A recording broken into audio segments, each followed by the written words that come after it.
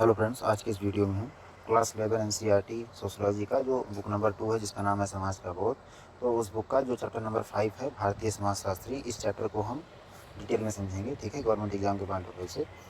तो समाज मतलब इस चैप्टर में क्या बताया गया है कि समाजशास्त्र का जन्म यूरोप में हुआ, लेकिन भारत में इसका विकास भारतीय समाज की विशेष परिस्थितियाँ जैसे जाति, जनजाति, गांव, परंपरा, धर्म, सामाजिक परिवर्तन के अध्ययन के माध्यम से हुआ। ठीक है, तो भारत में जो इसका विकास है इस प्रकार से हुआ समाजशास्त्र का। ठीक है, तो भारतीय समाजशास्त्रियों ने भारतीय समाज को भारतीय दृष्टिकोण से समझने का प्रयास किया। ठीक है, फिर आता है भारत में समाजशास्त्र का विकास। तो कैसे विकास हुआ? भारत में समाजशास्त्र का विकास मुख्य रूप से ब्रिटिश शासन में शुरू हुआ था। ठीक है, औपनिवेशिक काल में। फिर आता है प्रारंभिक अध्ययन। तो भारतीय समाज का अध्ययन पहले अंग्रेज प्रशासकों और मानव शास्त्रियों ने किया। बाद में भारतीय विद्वानों ने भारतीय समाज का वैज्ञानिक अध्ययन शुरू किया। और मुख्य अध्ययन क्षेत्र उनके क्या थे? जाति व्यवस्था, जातियाँ, जनजातियाँ, ग्रामीण समाज, धर्म, परिवार, सामाजिक परिवर्तन। ठीक है, फिर आता है प्रारंभिक भारतीय मानव शास्त्री। तो कौन थे? L.K. अनंत कृष्ण। ठीक है, अय्यर। ये क्या थे? उनका योगदान क्या था? दक्षिण भारत की जनजातियाँ और जातियों का अध्ययन किया था इन्होंने।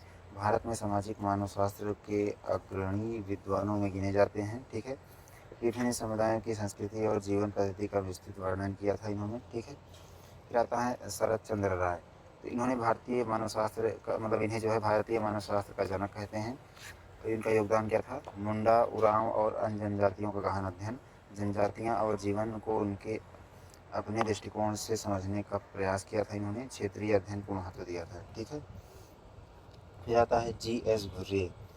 तो भारतीय समाजशास्त्र के जनक फादर ऑफ इंडियन सोशोलॉजी माने जाते हैं। मुंबई विश्वविद्यालय में समाजशास्त्र विभाग के विकास में महत्वपूर्ण योगदान दिया। और प्रमुख अध्ययन क्षेत्र इनका क्या था? जाति, जनजाति, संस्कृति, धर्म, परिवार और शहरीकरण। ठीक है, फिर आता है घुर्रे जाति संबंध घुर्रे का जाति संबंधी अध्ययन। तो क्या था इनका अध्ययन जाति संबंधी?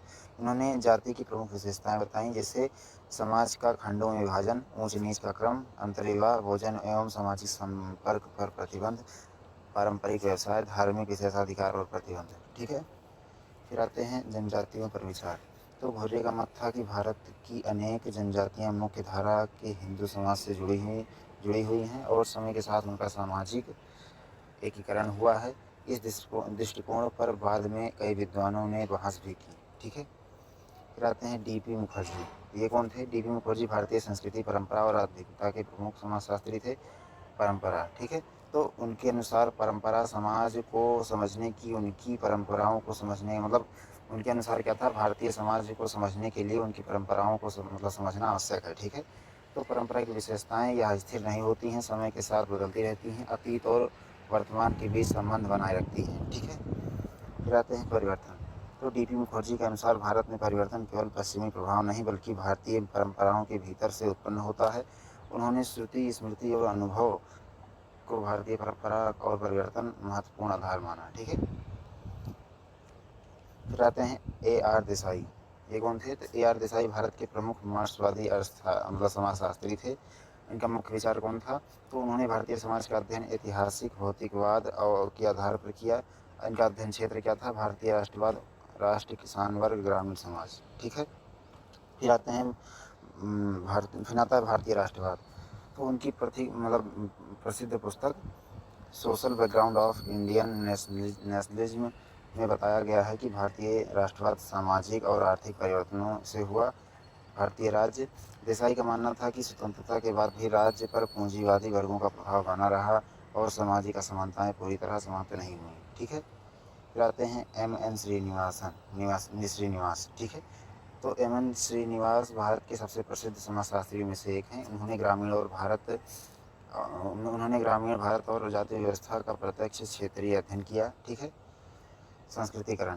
तो जब कोई निम्न या मध्यम जाति अपनी सामाजिक स्थिति ऊंची करने के लिए उच्च जातियों की जीवन शैली, रीति रिवाज और धार्मिक प्रथाएं अपनाती है तो इसे हम संस्कृतिकरण कहते हैं। उदाहरण के लिए शाकाहार अपनाना, उच्च जातियों के धार्मिक अनुष्ठानों का पालन करना। ठीक है, फिर आते हैं प्रभुत्वशाली जाति। तो ऐसी जाति जिनकी संख्या अधिक हो, जिनके पास भूमि और धन हो, जिनका राजनीतिक प्रभाव अधिक हो, जो स्थानीय निर्णयों को प्रभावित कर सकें, ये प्रभुत्वशाली जाति कहलाती है। ठीक है। फिर आते हैं पुस्तक दृष्टिकोण और क्षेत्रीय दृष्टिकोण, क्षेत्र दृष्टिकोण। ठीक है। तो पुस्तक दृष्टिकोण, शास्त्रों और ग्रंथों के आधार पर समाज को समझना, मतलब शास्त्रों और ग्रंथों को मतलब के आधार पर समाज को जो है समझना क्षेत्र दृष्टिकोण कहलाता है। ठीक है। वास्तविक जीवन में लोगों के बीच रहकर समाज का अध्ययन करना। ठीक है। मतलब कहने का मतलब ये है कि मतलब जो मैंने अभी बताया ये थोड़ा गलती हो गई मुझसे बताने में। पुस्तक दृष्टिकोण क्या होता है? शास्त्रों और ग्रंथों के आधार पर समाज को समझना, ये पुस्तक दृष्टिकोण कहलाता है। ठीक है। और क्षेत्र दृष्टिकोण क्या कहलाता है? वास्तविक जीवन में लोगों के बीच रहकर समाज को समझना, ये मतलब क्षेत्र दृष्टिकोण कहलाता है। ठीक है। तो आशा करता हूँ आपको समझ में आ गया होगा। तो श्रीनिवास ने क्षेत्रीय अध्ययन का मतलब को सबसे अधिक महत्व दिया। ठीक है। फिर आते हैं भारतीय समाज की विशेषताएं। तो भारतीय समाज की वास्तविक समस्याओं का अध्ययन, जाति, गांव और परिवार पर विशेष ध्यान। ठीक है। क्षेत्रीय अध्ययन का उपयोग मतलब क्षेत्रीय अध्ययन का उपयोग भारतीय परंपरा और आधुनिकता दोनों पर अध्ययन और सामाजिक परिवर्तन का विश्लेषण है। ठीक है। ये सब भारतीय समाज मतलब समाज की विशेषताओं में से एक है। ठीक है। फिर आते हैं भारतीय समाजशास्त्र का महत्व। तो भारतीय समाज भारतीय समाज की सही समझ विकसित करता है। ठीक है। सामाजिक समस्याओं के समाधान में सहायता करता है, नीति निर्माण में उपयोगी है, सामाजिक समानता और विकास को समझने में मदद करता है। ठीक है। भारतीय समाजशास्त्र। ठीक है। फिर आते हैं इस चैप्टर के महत्वपूर्ण पॉइंट जिनको आपको विशेष रूप से याद रखना है, जैसे कि G.S. घुर्रे भारतीय समाजशास्त्र की जनक, जाति एवं जनजाति का अध्ययन। ठीक है। मतलब इससे संबंधित थे वो।